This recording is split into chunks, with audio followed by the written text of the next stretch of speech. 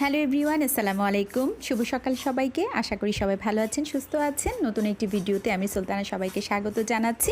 আজকে যেহেতু স্যাটারডে ছিল, বাচ্চাদের স্কুল বন্ধ, সো ঘুম থেকে একটু লেটে উঠেছি। লেটে বলতে কি 8:30 9টা অলরেডি বেজে গিয়েছিল। উঠে নিজে নাস্তা খেলাম আমি, আমার ভাইয়ের বউ সহ। বাচ্চারা এইমাত্র উঠেছে, তাদের নাস্তা রেডি করে দিয়ে এসে কুটাকাটিতে বসে গেলাম। আজকে খুব সিম্পল খাবার রান্না করব, কারণ গতকালকে একটু ভারী খাবার খেয়েছে বাচ্চারা, আবার আমরাও। এজন্য ভাজি ভুনা ডাল করব, করলা ভাজি চিংড়ি মাছ দিয়ে করব, বেগুন ভাজা করব, আর একটু ডিম ডাল রান্না করবো। আর দেখে যদি ভালো লাগে একটা দুইটা আইটেম করবো বাচ্চাদের জন্য।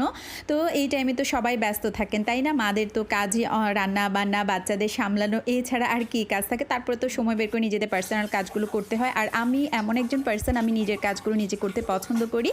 হেল্পিং হ্যান্ড থাকলেও দেখা গিয়েছে যেগুলো আমি পারি, যেগুলোতে আমি কমফোর্টেবল থাকি, এগুলো আমি নিজের মতো করে করি। আর আমার ভাইয়ের বউ তো আছে, ও আমাকে অনেক কাজে হেল্প করে। ছোটো মানুষ এত কিছু বোঝে না, আমি গুছিয়ে দিলে হয়তো বা করে, কিন্তু আমার সাথে সবসময় থাকে।